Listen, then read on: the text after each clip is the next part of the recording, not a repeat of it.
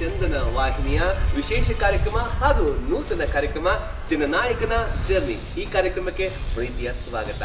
ಸದಾ ಒಂದಲ್ಲ ಒಂದು ಕೆಲಸದಲ್ಲಿ ಬಿಸಿ ಇರುವಂತಹ, ಜನಸೇವೆಯಲ್ಲಿ ನಿರತರಾಗಿರುವಂತಹ ಜನನಾಯಕರ, ಜನಸೇವಕರ ಲೈಫ್ ಜರ್ನಿಯನ್ನ ಒಂದ್ಸರಿ ರಿವೈಂಡ್ ಮಾಡಿ ನೋಡುವಂತಹ ಈ ಒಂದು ವಿಶೇಷ ಕಾರ್ಯಕ್ರಮ ಹಾಗೂ ಅವರ ಕಾರ್ಯಗಳು ಹಾಗೂ ಜನರಿಗಾಗಿ ಏನೆಲ್ಲ ಯೋಜನೆಗಳು ಕೈಗೊಳ್ತಾರೆ ಇವೆಲ್ಲವನ್ನ ನೋಡುವಂತಹ ಕಾರ್ಯಕ್ರಮವೇ ಜನನಾಯಕನ ಜರ್ನಿ. ಕರ್ನಾಟಕದ ಸಾಂಸ್ಕೃತಿಕ ಮತ್ತು ಐತಿಹಾಸಿಕ ಭೂಪಟದಲ್ಲಿ ಹಾಸನ ಜಿಲ್ಲೆಯು ಅತ್ಯಂತ ಪ್ರಮುಖ ಸ್ಥಾನವನ್ನು ಹೊಂದಿದೆ. ಹೊಯ್ಸಳ ಸಾಮ್ರಾಜ್ಯದ ವೈಭವವನ್ನ ಸಾರುವ ಬೇಲೂರು ಮತ್ತು ಹಳೆಬೀಡು ಹಾಗೂ ಜೈನರ ಪವಿತ್ರ ಕ್ಷೇತ್ರವಾದ ಶ್ರವಣಬೆಳಗೊಳವನ್ನ ತನ್ನ ಒಡಲಲ್ಲಿಟ್ಟುಕೊಂಡಿರುವ ಈ ಜಿಲ್ಲೆಯನ್ನು ಶಿಲ್ಪಕಲೆಯ ತವರು ಎನ್ನಲಾಗುತ್ತದೆ.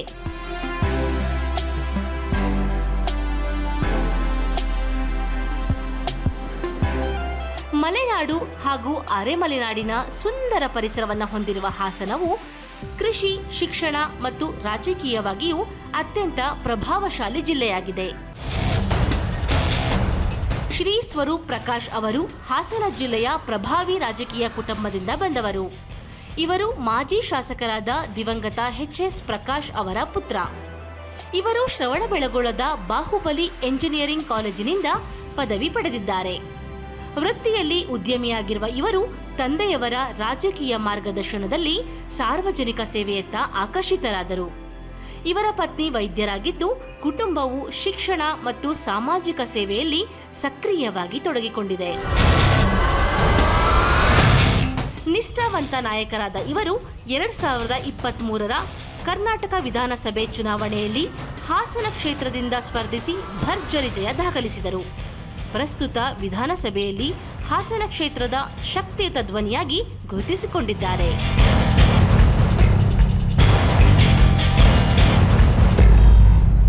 ಸರ್ ನಮಸ್ಕಾರ. ನಮಸ್ತೆ ಸರ್. ಪ್ರೀತಿಯ ಸ್ವಾಗತ. ತಾವು ಒಬ್ಬ ಪ್ರಥಮ ಬಾರಿಗೆ ಶಾಸಕನಾಗಿ 3 ವರ್ಷ ಆಲ್ಮೋಸ್ಟ್ ಕಂಪ್ಲೀಟ್ ಮಾಡ್ತಾ ಇದ್ದೀರಾ. ಏನ್ ಅನಿಸ್ತಾ ಇದೆ ಸರ್ ಈ ಜರ್ನಿ, 3 ವರ್ಷದ ಜರ್ನಿ? ಒಂದ್ ಕಡೆ ಸಂತೋಷ, ಒಂದ್ ಕಡೆ ಬೇಜಾರು ಕೂಡ. ಯಾಕೆಂದ್ರೆ ಶಾಸಕನಾಗಿ ಬಹಳ ಆಸಕ್ತಿಯಿಂದ ಕೆಲಸ ಮಾಡಬೇಕು ಅಂತ ಬಂದಿರ್ತೀವಿ. ಏನೋ ಒಂದ್ ಕಡೆ ಸರ್ಕಾರದ ಒಂದು ಏನು ತಮಗೆ ಗೊತ್ತಿದೆ, ಅದನ್ನ ಚರ್ಚೆ ಮಾಡೋಣ ಮುಂದೆ. ಏನೋ ಒಂದ್ ಕಡೆ ಕೆಲಸ ಜನರ ನಿರೀಕ್ಷೆಗೆ ಕೆಲಸ ಮಾಡಿದ್ವಿ ಅಂತ ಒಂದು ಬೇಸರ ಇದೆ. ಆದ್ರೂ ಕೂಡ ಸಂತೋಷ. ನನ್ನ ಕೈಲಾದಂತ ನನ್ನ ಶಕ್ತಿ ಮೀರಿ ನಾನು ಕೆಲಸ ಮಾಡ್ತಾ ಇದ್ದೀನಿ. ಪ್ರಾಮಾಣಿಕವಾಗಿ ಖಂಡಿತ ನಾನು ನಮ್ಮ ಹಾಸನ ಜನತೆಗೆ ಸೇವೆಯನ್ನು ಮಾಡ್ತಾ ಇದ್ದೀನಿ. ಸೇವೆ ಮಾಡೋದು ಸಿದ್ಧರಾಗಿದ್ದೀರಾ, ಮತ್ತೆ ಕಟಿಬದ್ಧರಾಗಿದ್ದೀರಾ. ಹಾಗೆ ತಮ್ಮ ತಂದೆಯವರು ಎಚ್.ಎಸ್. ಪ್ರಕಾಶ್ ಅವರು 4 ಬಾರಿ ಕ್ಷೇತ್ರಕ್ಕೆ ಶಾಸಕರಿದ್ದರು. ಆ ಲೆಗಸಿ ನಿಮ್ಮ ಮೇಲಿದೆ, ಆ ನಿರೀಕ್ಷೆ ನಿಮ್ಮ ಮೇಲಿದೆ. ಅದನ್ನ ಹೇಗೆ ನಿಭಾಯಿಸ್ತಾ ಇದ್ದೀರಾ?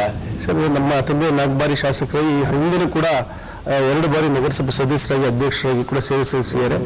ಇನ್ನೊಂದು ಕಡೆ ಅವರ ಒಂದು ಏನು ಒಳ್ಳೆತನ ಮತ್ತು ಸರಳತೆ ಇರ್ಬೋದು, ಮತ್ತು ಜನ ಒಂದು ಪ್ರೀತಿ ಸಂಘಟನೆ ಏನು ಮಾಡಿದ್ರು, ಸಂಪಾದನೆ ಮಾಡಿದ್ರು, ಅದನ್ನ ಖಂಡಿತವಾಗ್ಲೂ ಪ್ರಾಮಾಣಿಕವಾಗಿ ಅದನ್ನು ಉಳಿಸ್ಕೊಂಡು ಹೋಗೋ ಪ್ರಯತ್ನ ಮಾಡ್ತಾ ಇದ್ದೀನಿ.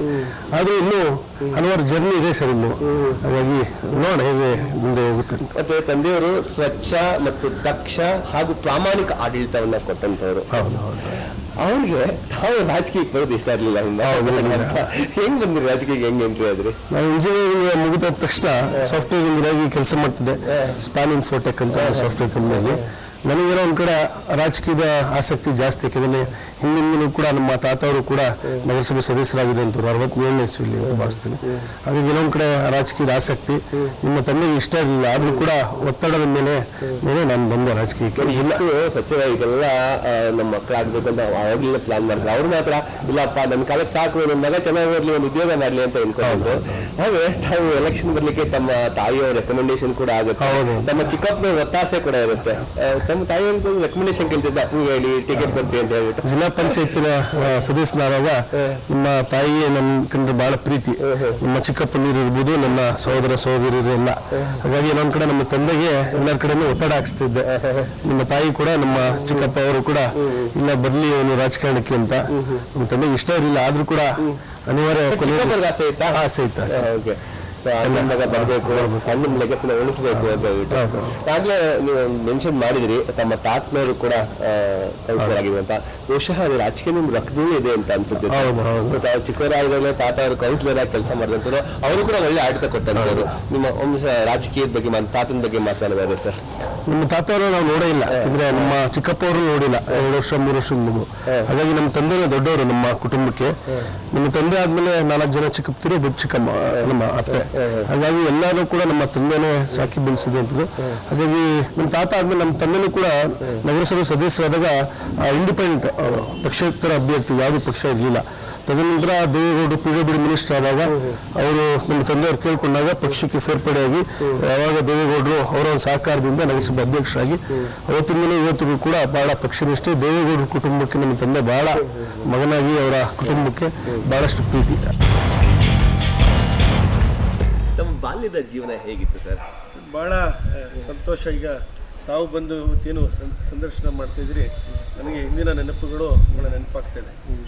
ನಾನು 1ರಿಂದ 7ನೇ ತರಗತಿ ತನಕ ಯುನೈಟೆಡ್ ಅಕಾಡೆಮಿ ಅಂತ ಅಲ್ಲಿ ನನ್ನ ತರಬೇತಿಯನ್ನು ಮಾಡಿದೆ.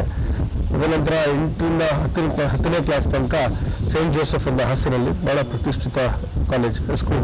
ಹಾಗಾಗಿ SSLC ಮುಗಿದ ನಂತರ ಸೈಂಟ್ ಅಲೋಷಿಯಸ್ ಅಂತ ಮಂಗಳೂರಿಗೆ ಹೋಗ್ಬಿಡ್ತೀರಾ? ಅಲ್ಲಿ ಬೋರ್ಡಿಂಗ್ ಸ್ಕೂಲ್ ಹಾಕ್ಬಿಡ್ತಾರೆ? ಇಲ್ಲ, ಅದು ಏನಾಯ್ತು, ನಾನು ನಮ್ಮ ಸ್ನೇಹಿತರು ಒಂದು 5-6 ಜನ ಸ್ನೇಹಿತರೆಲ್ಲ ಒಂದು ಟ್ಯೂಷನ್ ಹೋಗ್ತಾ ಸಂದರ್ಭದಲ್ಲಿ ಎಲ್ಲ ಹೇಳ್ತಾ ಇದ್ದಾರೆ, ಅಲೋಷಿಯಸ್ ಅಂತ ಕಾಲೇಜ್ ಇದೆ, ಭಾಳ ಚೆನ್ನಾಗಿದೆ, ಅಲ್ಲಿ ಓದ್ಬೋದು, ಭಾಳ ಚೆನ್ನಾಗಿದೆ. ಅವ್ರೆಲ್ಲ ಚರ್ಚೆ ಮಾಡ್ತಾ ಸಂದರ್ಭದಲ್ಲಿ ನಾನು ನಮ್ಮ ತಂದೆಯವ್ರಿಗೆ ಬಂದಿಲ್ಲ, ನಮ್ಮ ಅಲೋಷಿಯಸ್ ಕಾಲೇಜ್ಗೆ ಹೋಗ್ಬೇಕಂತ ಹೇಳಿದೆ. ಅದಾದ್ಮೇಲೆ ಏನಾಯ್ತು, ನಾನು ಒಬ್ಬನೇ ಹೋಗಿದ್ದು, ಯಾರೋ 5-6 ಜನ ಸ್ನೇಹಿತರು ಯಾರೋ ಬರಲಿಲ್ಲ, ನಾನು ಒಬ್ಬನೇ ಹೋಗಿದ್ದೆ ಸೈಂಟ್ ಜೋಸೆಫ್ ಕಾಲೇಜ್ಗೆ. ಹೋದಾಗ ಸ್ವಲ್ಪ ಹೊಸದಲ್ಲಿ ಸ್ವಲ್ಪ ಸಮಸ್ಯೆ ಆಯಿತು. ಅವಾಗ ಸ್ವಲ್ಪ ಫ್ರೀಕ್ವೆಂಟಾಗಿ ಬರ್ತಾ ಇದ್ದೆ ಹಾಸನಿಗೆ, ಆಮೇಲೆ ಅಡ್ಜಸ್ಟ್ ಆಗೋದು, ಆಮೇಲೆ ಈ ಕಡೆ ಬರ್ತಾನೆ ಇರಲಿಲ್ಲ. ಹಾಗಾಗಿ ಎಲ್ಲ ಚೆನ್ನಾಗಿತ್ತು ಒಂದು ವಿದ್ಯಾಭ್ಯಾಸ. ಆಮೇಲೆ ತದನಂತರ ನಾನು ಶ್ರವಣಬೆಳಗೊಳದಲ್ಲಿ ಬಾಬುಲಿ ಕಾಲೇಜ್ ಆಫ್ ಇಂಜಿನಿಯರಿಂಗಲ್ಲಿ ಮೆಕ್ಯಾನಿಕಲ್ ಇಂಜಿನಿಯರಿಂಗ್ ಮಾಡಿ 94ರಲ್ಲಿ ಬಹುಶಃ ನಾನು 5ನೇ ಕ್ಲಾಸ್ 6ನೇ ಕ್ಲಾಸಲ್ಲಿದ್ದೆ. ನನಗೆ ಅಷ್ಟು ನೆನಪಿಲ್ಲ. ಚುನಾವಣೆ ರಿಸಲ್ಟ್ ದಿನ ಕೂಡ ನನ್ನ ಶಾಲೆಯಲ್ಲಿದ್ದೆ. ನಮ್ಮ ಟೀಚರ್ಸ್ ಎಲ್ಲ ಬನ್ನಿ ಕಂಗ್ರ್ಯಾಚುಲೇಷನ್ಸ್ ಅಂತ ಹೇಳ್ತಿದ್ರು.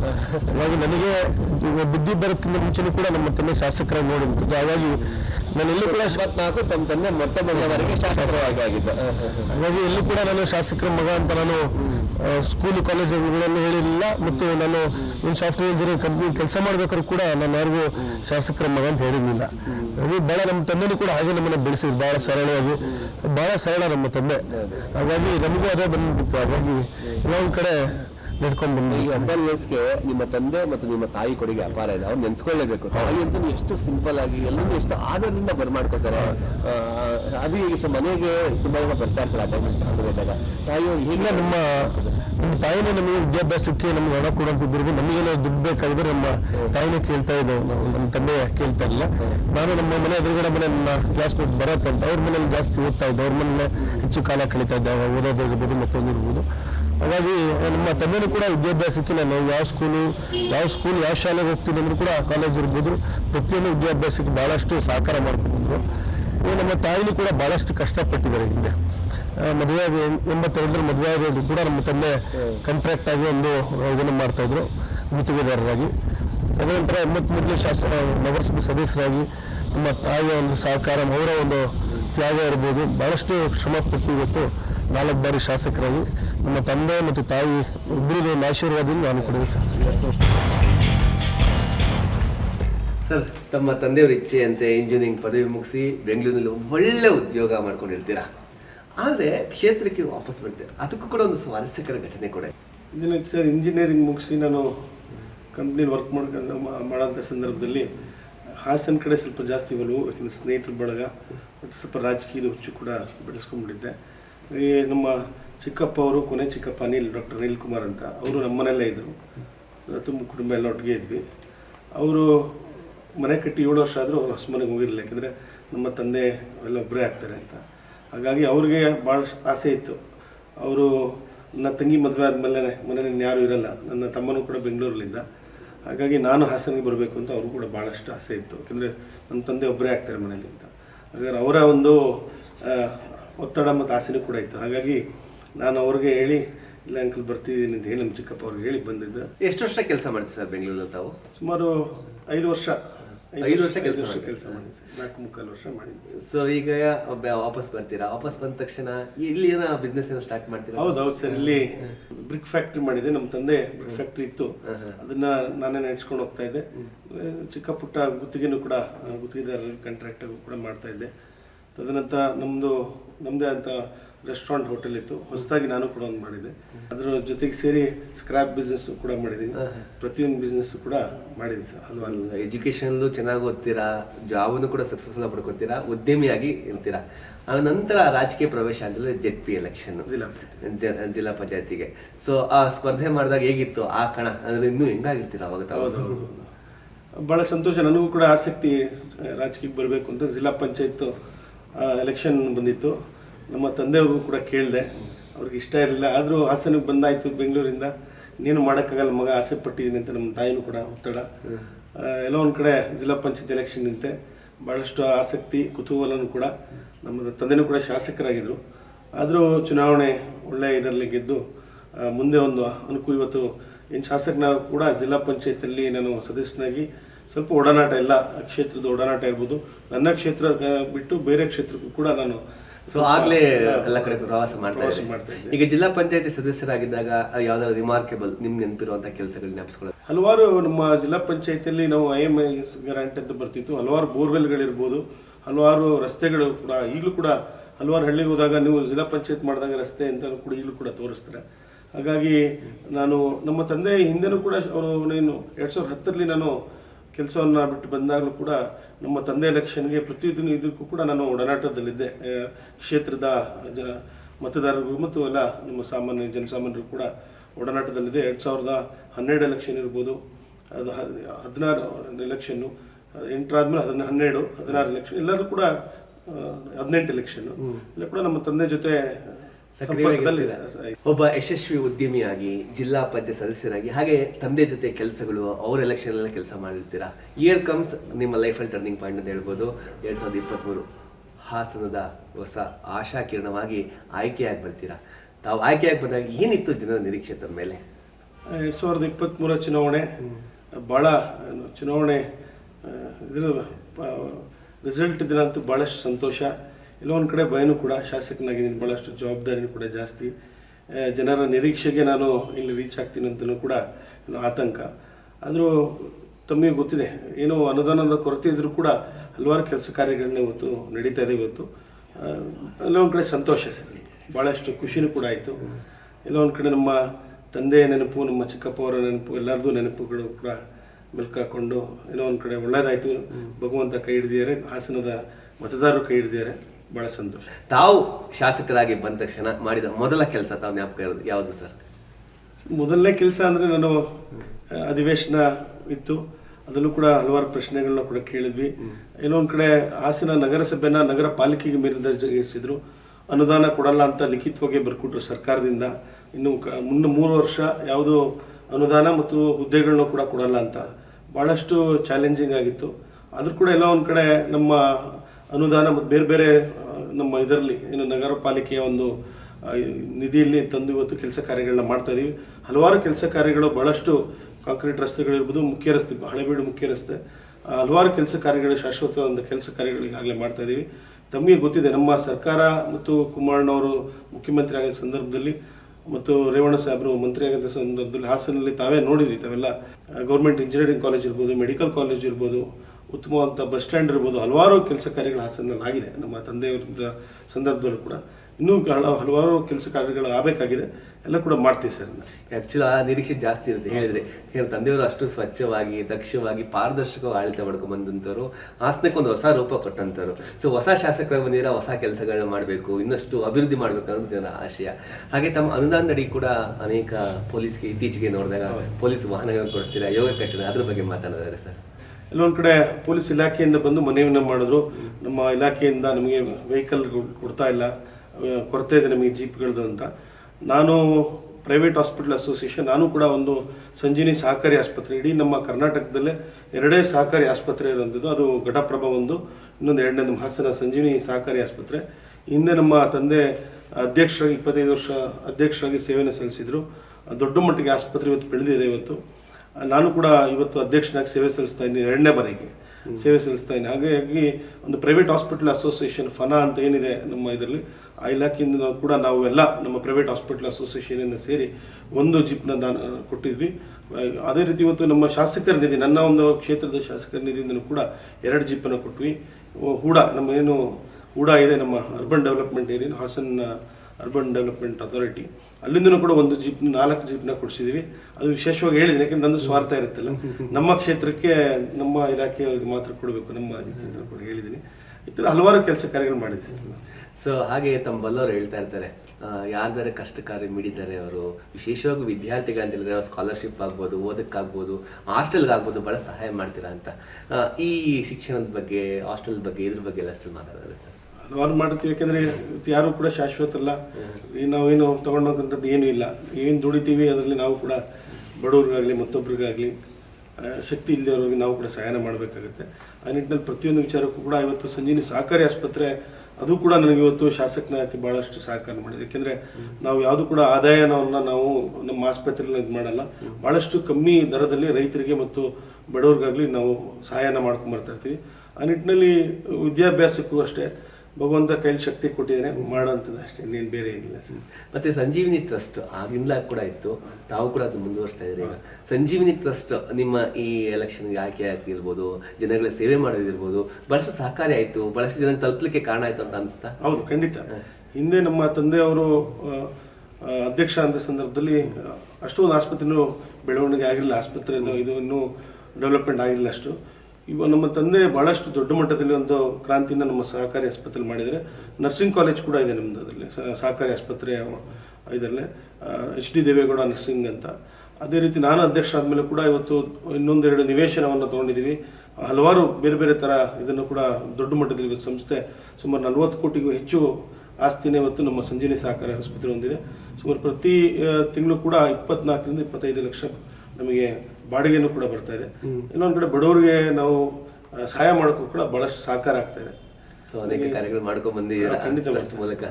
ಹಾಗೆ ಈಗ ಹೊಸ ಶಾಸಕ ಅಂದಮೇಲೆ ತಾವು ಕೂಡ ಭಾಳಷ್ಟು ನಿರೀಕ್ಷೆಗಳನ್ನ, ಆಸೆಗಳನ್ನ, ಆಕಾಂಕ್ಷೆ ಇಟ್ಕೊಂಡಿದ್ದೀರಾ. ಕ್ಷೇತ್ರಕ್ಕೆ ತಮ್ಮ ಮುಂದಿನ ಯೋಜನೆಗಳೇನು, ತಮ್ಮ ಮುಂದಿನ ಗುರಿಗಳೇನು? ಸರ್, ಈಗ ನಮ್ಮ ಹಾಸನಲ್ಲಿ ವಿಶೇಷವಾಗಿ ಒಂದು ದೊಡ್ಡ ಸ್ಟೇಡಿಯಂ ಬೇಕಾಗಿದೆ. ಜಿಲ್ಲಾ ಮಟ್ಟದ ಸ್ಟೇಡಿಯಂ ಉತ್ತಮವಾಗಿದೆ, ಹಲವಾರು ಕೆಲಸಗಳು ಅಲ್ಲೂ ಕೂಡ ಆಗಬೇಕಾಗಿದೆ. ಈಗ ನಮಗೂ ಕೂಡ ಮೊನ್ನೆ DC ಹತ್ರಕ್ಕೆ ಹೋಗಿದ್ದೆ. ಕಳೆದ DC ಇದ್ದವರು ಏನು ನಮ್ಮ ಇಂಡೋರ್ ಒಂದು ಟೆನ್ನಿಸ್ ಕೋರ್ಟ್ ಬೇಕಾಗಿತ್ತು, ಕೇಳೋಂಥ ಸಂದರ್ಭದಲ್ಲಿ ಅವರು ಕೂಡ ನಮ್ಮ ಸ್ಟೇಡಿಯಂ ಹಣದಲ್ಲೇ ಕೂಡ ಕೊಟ್ಟರು. ಈಗ ಒಂದು ಬಾಸ್ಕೆಟ್ಬಾಲ್ ಕೋರ್ಟ್ ಬೇಕಾಗಿದೆ. ಹಾಗಾಗಿ ಕ್ರೀಡೆಗೂ ಕೂಡ ಭಾಳ, ನಮ್ಮ ತಂದೆನೂ ಕೂಡ ಕುಸ್ತಿಪಟು ಆಗಿದ್ರು, ಹಾಗಾಗಿ ಕ್ರೀಡೆಗೆ ಭಾಳ ಕುಸ್ತಿಪಟು ಆಗಿದ್ರು. ಈ ಭಾಳಷ್ಟು ಕ್ರೀಡೆಗೆ ಭಾಳಷ್ಟು ಆಸಕ್ತಿ ಕೊಡ್ತಾ ಇದ್ರು. ಬಾಸ್ಕೆಟ್ಬಾಲ್ ಅಂದರೆ ಅವ್ರಿಗೆ ಭಾಳ ಪ್ರೀತಿ, ಯಾಕೆಂದರೆ ಡಾಕ್ಟರ್ AC ಮುನಿವೆಂಕಟೇಗೌಡ ಅಂತ ನಮ್ಮ ತಂದೆಯ ಗುರುಗಳು, ಒಂದು ಪ್ರಸಿದ್ಧ ವೈದ್ಯರು ಕೂಡ ಹಾಸನ ಜಿಲ್ಲೆಗೆ, ಹಾಸನ ನಗರಕ್ಕೂ ಕೂಡ. ಅವರು ಬಾಸ್ಕೆಟ್ಬಾಲ್ ಪ್ಲೇಯರ್ ಆಗಿದ್ದರಿಂದ ನಮ್ಮ ತಂದೆಯವರು ಕೂಡ ನ್ಯಾಷನಲ್ ಲೆವೆಲ್ ಬಾಸ್ಕೆಟ್ಬಾಲ್ ಟೂರ್ನಮೆಂಟ್ ಕೂಡ ಹಲವಾರು ಟೂರ್ನಮೆಂಟ್ ಕೂಡ ನಡೆಸಿದರು.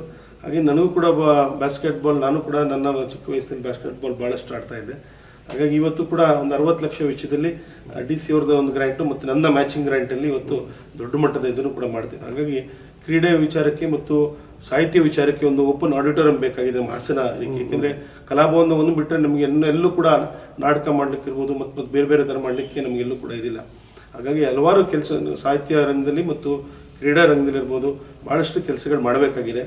ಖಂಡಿತವಾಗ್ಲೂ ಮುಂದೆ ಒಂದೊಂದು ದಿನ ಮಾಡ್ಕೊಂಡು ಹೋಗ್ತೀವಿ ಸರ್. ಮೂಲಸೌಕರ್ಯ ಆಗಲಿ, ಸಾಹಿತ್ಯ, ಕ್ರೀಡೆ, ಶಿಕ್ಷಣ, ಆರೋಗ್ಯ, ನಗರಕ್ಕೆ ಸಂಬಂಧಪಟ್ಟಂಗೆ ಭಾಳಷ್ಟು ನೋವಾಗುತ್ತೆ. ಯಾಕೆಂದರೆ ಒಂದು ಯಾವುದೋ ಗುದ್ಲಿ ಪೂಜೆಗೆ ಹೋದಾಗ ಅಕ್ಕಪಕ್ಕದ ರೋಡ್ಗಳೆಲ್ಲ ತೋರಿಸ್ತಾ ಇರ್ತಾರೆ ಬಂದು ನಾಗರಿಕರು.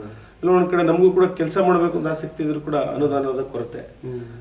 ಏನೋ ಕೈಯಲ್ಲಾಗಿದ್ದನ್ನ ನಮ್ಮ ಸ್ನೇಹಿತರು ಕಾಂಟ್ರಾಕ್ಟ್ಗಳಿಗೆ ಹೇಳಿ ಅಡ್ವಾನ್ಸ್ ವರ್ಕ್ ಮಾಡಿಸ್ಬಿಡ್ತೀವಿ, ಆಮೇಲೆ ಬಂದಾಗ ಏನೋ ಹಾಕ್ತೀವಿ ಮಾಡ್ರಪ್ಪ ಅಂತ ಹೇಳಿ ಕೆಲಸ ಮಾಡಿಸ್ತಾ ಇದ್ದೀವಿ. ಹಲವಾರು ಕೆಲಸಗಳು, ಸ್ಕೂಲ್ ಇರ್ಬೋದು, ಸ್ಕೂಲಿನ ವಿಚಾರಕ್ಕೆ ಬಂದಾಗಲೂ ಕೂಡ ಚಿಂಚಿಂಗ್ರಿ ಒಂದು ಸ್ಕೂಲ್ ಇದೆ, ಅಲ್ಲೂ ಕೂಡ ಕೊಠಡಿಗಳ ಕೊರತೆ. ಯಾಕೆಂದರೆ ಒಂದು ಹಳೆಯ ಬಿಲ್ಡಿಂಗ್ ಅದು ಹಾಳಾಗೋಗಿದೆ. ಹಾಗಾಗಿ ಕೈಯಿಂದನೇ ಹಾಕ್ಕೊಂಡು ನಮ್ಮ ಸ್ನೇಹಿತರೆಲ್ಲ ಸೇರಿ ಮಾಡ್ತಾ ಇದ್ದಾರೆ. ಮುಂದೆ ಯಾವುದಾದ್ರು ಗ್ರ್ಯಾಂಟ್ ಹಾಕ್ಕೊಡ್ತೀವಿ. ಆಡವಳ್ಳಿ ಸ್ಕೂಲ್ ಇರ್ಬೋದು, ಹಲವಾರು ಶಾಲೆಗಳಿಗೂ ಈ ಥರ ಮಾಡ್ಕೊಂಡು ಬರ್ತಾ ಇದೆ ಸರ್. ದೂರದೃಷ್ಟಿ ಇರೋ ನಾಯಕನಿಗೆ ಇರುವಂಥ ಲಕ್ಷಣಗಳು ಅಂತ ಹೇಳಿದೆ. ಯಾಕಂದರೆ ಅಂದರೆ ಕೆಲಸ ಆಗಬೇಕು ಮುಖ್ಯ, ಆಮೇಲೆ ಹೊಂದಾಣಿಕೆ ಮಾಡುವಂತ ಹೇಳ್ಬಿಟ್ಟು ಭಾಳಷ್ಟು ಒಳ್ಳೆ ಕೆಲಸ ಮಾಡ್ತಾ ಇದ್ದೀರಾ. ಇಷ್ಟೆಲ್ಲ ಕೆಲಸಗಳ ನಡುವೆ, ಇಷ್ಟೆಲ್ಲ ಒತ್ತಡಗಳ ನಡುವೆ, ಸಾಮಾಜಿಕ ಸೇವೆ ನಡುವೆ ಫ್ಯಾಮಿಲಿಗೂ ಟೈಮ್ ಮಾಡ್ಕೋತೀರಾ? ಸ್ವಲ್ಪ ಕಷ್ಟ ಸರ್, ಆದರೂ ತುಂಬಾ ಕಷ್ಟ ಟೈಮ್ ಮಾಡ್ಕೊಳ್ಳೋದು. ಆದರೂ ಹೆಂಗೋ ನಮ್ಮ ಧರ್ಮಪತ್ನಿ ಕೂಡ ಡಾಕ್ಟರ್ ಆಗಿರೋದ್ರಿಂದ ಅವರು ಕೂಡ ಬ್ಯುಸಿ ಇರ್ತಾರೆ. ಸಂಜೆ ಮೇಲೆ ಬಂದಾಗ ಮಾತಾಡಿಸ್ತಿಲ್ಲ. ಸೆಕೆಂಡ್ ಸ್ಯಾಟರ್ಡೆ, ಫೋರ್ತ್ ಸ್ಯಾಟರ್ಡೆ ಸ್ವಲ್ಪ ಫ್ರೀ ಇದ್ದಂಥ ಸಂದರ್ಭದಲ್ಲಿ ಸ್ವಲ್ಪ ಸಮಯನ ಕೊಡ್ತೀವಿ. ಎಸ್, ತಮ್ಮ ಮಡದಿಯವ್ರ ಬಗ್ಗೆ ಇನ್ನಷ್ಟು ಮಾತಾಡಿದ್ರೆ, ಮಕ್ಕಳ ಬಗ್ಗೆ ಪರಿಚಯ ಮಾಡ್ಕೊಡೋದಾದ್ರೆ ನಮ್ಮ ವೀಕ್ಷಕರಿಗೆ. ಒಬ್ಬನೇ ಮಗ, ಅವನು 7th ಸ್ಟ್ಯಾಂಡರ್ಡ್, ಈಗ ಒಂದು 7th ಸ್ಟ್ಯಾಂಡರ್ಡ್ ಮುಗಿತಾ ಇದೆ, 8th ಸ್ಟ್ಯಾಂಡರ್ಡ್ಗೆ ಬರ್ತಾ ಇದೆ. ಸೊ ತಮ್ಮ ಮಡದಿಯವರ ಸಹಕಾರ ಕೂಡ ಇದೆಯಾ? ಈಗ ಅವ್ರು ಡಾಕ್ಟರ್ ಅಂತ ಹೇಳಿದ್ರಿ, ಅವರು ಪ್ರೊಫೆಷನಲ್ ಬಿಸಿ ಇರ್ತಾರೆ, ಖುಷಿ ಇದೆಯಾ ಅವ್ರಿಗೆ ರಾಜಕಾರಣಿ ಖಂಡಿತ ಅವರು ಗೌರ್ಮೆಂಟ್ ಅಫಿಷಿಯಲ್ ಆಗಿರೋದ್ರಿಂದ ಅವರು ಕೂಡ ಎಲ್ಲೂ ಹೊರಗಡೆ ಬರೋಕ್ಕಾಗಿಲ್ಲ. ಆದರೆ ಮದುವೆ ಸಮಾರಂಭಗಳು ಮತ್ತು ಬೇರೆ ಬೇರೆ ಸಮಾರಂಭಗಳಿಗೆ ಹೋಗ್ತಾರೆ, ಬರ್ತಾರೆ, ಮಾಡ್ತಾರೆ. ಈಗ ನಿಮ್ಮ ಆಫೀಸ್ ನಿಮ್ಮ ತಾಯಿಯವರು ಕೂಡ ಕೆಲವು ಸಮಾರಂಭ, ತಾಯಿ ಬಹಳಷ್ಟು ಹೋಗ್ತಾರೆ. ಪ್ರತಿನಿತ್ಯ ನಾನು ಸೆಷನ್ ಮತ್ತು ಬೇರೆ ಬೇರೆ ಸಂದರ್ಭದಲ್ಲಿ ಹೋಗೋಕ್ಕಾಗದಿದ್ರೆ ನಮ್ಮ ತಾಯಿ ಪ್ರತಿನಿತ್ಯ ಕ್ಷೇತ್ರದಲ್ಲಿ ಭಾಳಷ್ಟು ಒಡನಾಟ. ನಮ್ಮ ತಂದೆ ಜೊತೆ ಸುದೀರ್ಘವಾಗಿ 82ರಿಂದನೂ ಕೂಡ ಅವರು ರಾಜಕೀಯ ಜೀವನದಲ್ಲಿ ಬಂದಿರುತ್ತದೆ. ಹಾಗಾಗಿ ಪ್ರತಿ ಹಳ್ಳಿನೂ ಗೊತ್ತು, ಪ್ರತಿ ಇದನ್ನು ಕೂಡ ನಗರನೂ ಎಲ್ಲ ಅವ್ರಿಗೆ ಗೊತ್ತು. ಮಗ MLA ಆಗಿರೋದು ನಮ್ಗೆ ತುಂಬ ಖುಷಿಯಾಗಿದೆ. ಜನಸೇವೆ ಮಾಡೋಕ್ಕೆ ನಮಗಿದೇನು ಹೊಸ್ತಲ್ಲ. ನಮ್ಮನೆ ನಾನು ಮದುವೆ ಆದಾಗಲಿಂದ ಹೆಚ್ಚು ಕಮ್ಮಿ ಮದುವೆ ಆಗಿ ಒಂದು ವರ್ಷದಿಂದನೇ ರಾಜಕೀಯಕ್ಕೆ ಬಂದವರು ನಮ್ಮನೆಯವರು. ಆಗ್ಲಿಂದನೂ ನಾವು ಜನಸೇವೆ ಮಾಡ್ಕೊಂಡೇ ಬಂದಿದ್ದೀವಿ ಉದ್ದಕ್ಕೂ. ನನ್ನ ಮಗನೂ ಓದಲಿ ಅನ್ನೋ ಉದ್ದೇಶದಿಂದ ಎಜುಕೇಷನ್ ಮಾಡಿಸಿ, ಇಂಜಿನಿಯರಿಂಗ್ ಮಾಡಿಸಿ, ಒಳ್ಳೆ ಕಂಪ್ನಿಲೇ ಕೆಲಸದಲ್ಲಿದ್ದ. ನಾವೆಲ್ಲ ಇದರಲ್ಲಿದ್ವಿ. ಹಾಗಾಗಿ ನಮ್ಮ ಮೈದ್ನಿದಿರೆಲ್ಲ ಬೇರೆ ಹೊರಗಡೆ ಹೋಗುವ ಸಮಯ ಬಂದಾಗ ಮಗನ್ನ ಬೆಂಗಳೂರಲ್ಲಿ ಇದ್ದವನ್ನ ಕರೆಸ್ಕೊಂಡು ನಾವೇನೇ ಬಾರಪ್ಪ ಇನ್ನು ನಾವಿಬ್ಬರೇ ಇರ್ತೀವಿ, ಅಪ್ಪ ಅಮ್ಮ ಮಾತ್ರ ಅಂದ್ಬಿಟ್ಟು ಕರೆಸ್ಕೊಂಡು ಮನೆಯಲ್ಲೇ ಇಟ್ಕೊಂಡ್ವಿ. ಹಾಗಾಗಿ ಅವನಿಗೂ ನಮ್ಮನೆಯವ್ರ ರಾಜಕೀಯ ಅವನಿಗೂ ಭಾರಿ ಇಷ್ಟ ಆಗಿ ಅವನು ಜನಸೇವೆ ಮಾಡೋಕ್ಕೆ ಶುರು ಮಾಡ್ದ. ನಮ್ಮ ಮಾವನವ್ರ ಕಾಲದಿಂದನೂ ನಾವು, ನಮ್ಮ ಮನೆಯವ್ರ ತಂದೆ ಕಾಲದಿಂದನೂ ನಾವು ರಾಜಕೀಯದಿಂದನೇ ಬಂದಿದ್ದಾರೆ. ಹಾಗಾಗಿ ನಮಗೇನು ಇದು ಹೊಸ್ತೇನಲ್ಲ, ಮಾಮೂಲಿ ಆಗಿಬಿಟ್ಟಿದೆ. ಜನಸೇವೆ ಮಾಡೋದೇ ನಮ್ಗೊಂದು ಖುಷಿ ಅಷ್ಟೇ. ನಾನು ರೈತರ ಮಗಳೇನೆ. ನಮ್ಮಪ್ಪ ಆಗ್ರೋ ಇಂಡಸ್ಟ್ರೀಸಲ್ಲಿ ಕೆಲಸ ಮಾಡ್ತಾಯಿದ್ರು. ಸೊ ಹಾಗಾಗಿ ರೈತರ ಕಷ್ಟ, ಬಡವ್ರ ಕಷ್ಟ ಮತ್ತು ಹೆಣ್ಮಕ್ಳ ಕಷ್ಟ ಎಲ್ಲ ನಾವು ಹತ್ತಿರದಿಂದ ನೋಡಿದ್ದೀವಿ. ಹಾಗಾಗಿ ಎಲ್ಲರಿಗೂ ದೇವರು ಅವಕಾಶ ಕೊಡೋದಿಲ್ಲ. ಈಗ ದೇವ್ರು ನಮಗೆ ಅವಕಾಶ ಕೊಟ್ಟಿದ್ದಾರೆ. ನಮ್ಮ ಕೈಲಾದಷ್ಟು ಬಡವ್ರ ಸೇವೆ ಮಾಡೋಣ, ಸರ್ವಿಸ್ ಮಾಡೋಣ. ಯಾಕೆಂದರೆ ನಾನು ಒಬ್ಬ ಸರ್ಕಾರಿ ವೈದ್ಯ ಆಗಿದ್ದೀನಿ, ಕಾರ್ಮಿಕ ಇಲಾಖೆಯಲ್ಲಿ ವರ್ಕ್ ಮಾಡ್ತಾ ಇದ್ದೀನಿ. ಸೊ ಹಂಗಾಗಿ ನನಗೂ ಅಷ್ಟೇ ನನಗೆ ಎರಡೂ ಬ್ಯಾಲೆನ್ಸ್ ಮಾಡೋಕ್ಕೆ ಕಷ್ಟ ಆಗ್ತಿದೆ. ಆದ್ರೂ ಮಾಡಲೇಬೇಕು, ಬಡವ್ರ ಪರವಾಗಿ, ಇವ್ರ ಪರವಾಗಿ ಎಲ್ಲ ಮಾಡಬೇಕು ಅಂತ, ಕಷ್ಟಜೀವಿಗಳ ಪರವಾಗಿ ಕೆಲಸ ಮಾಡಬೇಕು ಅಂತ ನಾನು ಮಾಡ್ತಾಯಿದ್ದೀನಿ. ಹಾಗೆ ಇವರು ಅಷ್ಟೇನೆ ಉತ್ಪ್ರೇಕ್ಷೆ ಅಂತ ಅಲ್ಲ, ತುಂಬ ಕೈಲಿ ಏನಿರುತ್ತೆ ಅದನ್ನು ಕೊಟ್ಬಿಟ್ಟು ಬಂದುಬಿಡ್ತಾರೆ ಹಾಗೇನೆ. ಸೊ ಹಾಗಾಗಿ ಅವರಿಗೂ ಭಾಳ ಖುಷಿ ಇದೆ, ಅವ್ರಿಗೆ ಆತ್ಮತೃಪ್ತಿ ಇದೆ, ನಮಗೂ ಅಷ್ಟೇನೆ. ನಮ್ಮ ಕೈಲಾದಷ್ಟು ಅವರಿಗೆ ನಾವು ಸಪೋರ್ಟ್ ಮಾಡಿಕೊಂಡು ಇರ್ತೀವಿ ಖಂಡಿತ. ಮನೆಯವರು ಶಾಸಕರಾಗಿರೋದು ನಮ್ಮ ಜನ್ಮದ ಪುಣ್ಯ. ನಮ್ಮ ಮಾವನವರು, ನಮ್ಮ ಅತ್ತೆಯವರು, ಅವರೆಲ್ಲ ಆಶೀರ್ವಾದದಿಂದ ಮತ್ತು ಹಾಸನ ಜನತೆ ಆಶೀರ್ವಾದದಿಂದ ಅವ್ರು ಶಾಸಕರಾಗಿದ್ದಾರೆ.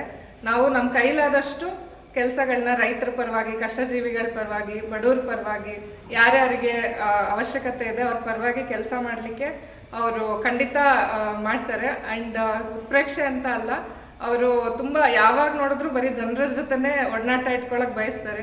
ಅವ್ರಿಗೆ ಎಷ್ಟು ಸಾಧ್ಯ ಆಗುತ್ತೆ ಅಷ್ಟು ಸಹಾಯ ಮಾಡಬೇಕು ಅಂತಲೇ ತುಡಿತಾ ಇರ್ತಾರೆ. ಸೊ ಹಾಗಾಗಿ ನಮಗೂ ಖುಷಿ ಇದೆ, ಯಾಕೆಂದರೆ ಎಲ್ಲರಿಗೂ ಸೇವೆ ಮಾಡೋ ಮನೋಭಾವನೆ ಇರೋದಿಲ್ಲ. ಹಾಗಾಗಿ ಇಂಥ ಸೇವೆ ಮಾಡೋ ಮನೋಭಾವನೆ ಇರೋರನ್ನ ನಾವು ಖಂಡಿತವಾಗ್ಲೂ ನಾವು ಸಪೋರ್ಟ್ ಮಾಡಲೇಬೇಕಾಗುತ್ತೆ. ನಮಗೆ ಬಹಳ ಖುಷಿ ಇದೆ. ಹಾಗೆ ಕೊನೆವರೆಗೂ ನಾವು ಅವರಿಗೆ ಬೆಂಬಲವಾಗಿ ಖಂಡಿತ ಇರ್ತೀನಿ. ಸೊ ತಾವೊಬ್ಬರು ಯುವ ಶಾಸಕರು, ಇವತ್ತು ಭಾಳಷ್ಟು ಜನ ಹೇಳ್ತಾ ಇದ್ದಾರೆ ಯುವಕರು ಬರಬೇಕು ರಾಜಕೀಯಕ್ಕೆ ಅಂತ ಹೇಳ್ಬಿಟ್ಟು. ಸೊ ಈ ವಿಷಯದ ಬಗ್ಗೆ ತಮ್ಮ ಅಭಿಪ್ರಾಯ ಏನು ಸರ್? ಯುವಕರು ದೇಶ ನಿರ್ಮಾಣ ಮಾಡಲಿಕ್ಕೆ ಎಷ್ಟು ಕೊಡುಗೆ ಕೊಡಬೇಕಾಗುತ್ತೆ? ನಾನು ನಾನೇ ಪ್ರತಿಯೊಂದು ಕಾಲೇಜುಗಳಲ್ಲಿ CDC ಅಧ್ಯಕ್ಷನಾಗಿರ್ತೀನಿ. ಯಾವುದೇ ಸಮಾರಂಭಗಳಿಗೆ ಕರೆದಾಗ ನಾನು ಹೇಳೋದೇ ಒಂದು, ಯುವಕರಿಗೆ ತಾವೆಲ್ಲ ಯುವಕರು ಇಂಜಿನಿಯರ್ ಆಗಬೇಕು, ಡಾಕ್ಟರ್ ಆಗಬೇಕು, ಅದಾಗಬೇಕು ಅಂತೀರಿ, ಸ್ವಲ್ಪ ರಾಜಕಾರಣಕ್ಕೂ ಬರಬೇಕು. ಯಾಕೆಂದರೆ ಉತ್ತಮವಾದ ಒಂದು ದೇಶನ ಕಟ್ಟಲಿಕ್ಕೆ, ಸಮಾಜನ ಕಟ್ಟಲಿಕ್ಕೆ ಮುಖ್ಯವಾಗಿ ಯುವಕರು ಭಾಳಷ್ಟು ಒಂದು ಪಾತ್ರ ದೊಡ್ಡದು. ಹಾಗಾಗಿ ಯುವಕರು ಎಲ್ಲ ಒಂದು ಕಡೆ ಬಂದರೆ ಭಾಳಷ್ಟು ನಮಗೂ ಕೂಡ ಒಳ್ಳೆಯದು ಮತ್ತು ದೇಶ ಕಟ್ಟಲಿಕ್ಕೂ ಕೂಡ ಒಳ್ಳೆಯದಾಗುತ್ತೆ. ಹಾಸನಕ್ಕೆ ಇಷ್ಟು ಒಳ್ಳೆ ಯಂಗ್ ಯೂತ್ ಲೀಡರ್ ಸಿಕ್ಕಿದ್ದಾರೆ, ಒಳ್ಳೆ ಶಾಸಕ, ಪ್ರಾಮಾಣಿಕ ಶಾಸಕ ಸಿಕ್ಕಿದೆ ಅಂತ ಹೇಳಿದ್ರೆ ನಿಮ್ಮ ಫ್ಯಾಮಿಲಿ ಲೆಗಸಿ ಕಾರಣ ಅಂತ ಹೇಳಿದ್ರೆ ಅತಿಶಯೋಕ್ತಿ ಆಗಲಾರ್ದು ಸರ್. ತಮ್ಮ ರಕ್ತದಲ್ಲೇ ಬಂದಿದೆ. ತಮ್ಮ ತಾತ ಕೂಡ ಕೌನ್ಸಿಲರ್ ಆಗಿದ್ರು, ತಂದೆ 4 ಬಾರಿ ಶಾಸಕರಾಗಿದ್ರು, ತಾಯಿ ಕೂಡ ಎಷ್ಟು ಸಹೃದಯರಾಗಿದ್ದಾರೆ. ನಿಮ್ಮ ಕುಟುಂಬದ ಇತಿಹಾಸದ ಬಗ್ಗೆ ಹೇಳಿದ್ದಾರೆ ಸರ್. ನಮ್ಮ ತಾತ ಅವರು HS ಅಣ್ಣಯ್ಯ ಅಂತ. ನಮ್ಮ ತಾತ ಅವ್ರನ್ನ ನಮ್ಮ ಚಿಕ್ಕಪ್ಪ ಅವರು ಕೂಡ ಅಷ್ಟು ನೋಡಿಲ್ಲ, ಯಾಕೆಂದರೆ ಭಾಳ ಚಿಕ್ಕ ವಯಸ್ಸಲ್ಲೇ ನಮ್ಮ ತಾತ ಅವರು ದಿವಂಗತರಾದರು. 67ನೇ ಇಸ್ವಿ ಅಥವಾ 60ನೇ ಇಸ್ವಿ ಅಂತ ಭಾವಿಸ್ತೀನಿ, ಯಾಕೆಂದರೆ ಅಷ್ಟು ನನಗೆ ಸಂಪೂರ್ಣ ಇದಿಲ್ಲ. ಅದರ 67ನೇ ಇಸ್ವಿಲಿ ಅಥವಾ 68 ಇಸ್ವಿಲಿ ಅವರು ಕೂಡ ನಗರಸಭೆ ಸದಸ್ಯರಾಗಿ ಹಾಸನ ನಗರಕ್ಕೆ ಅವರದೇ ಅಂತ ಸೇವೆಯನ್ನು ಕೊಟ್ಟಿದ್ದರು.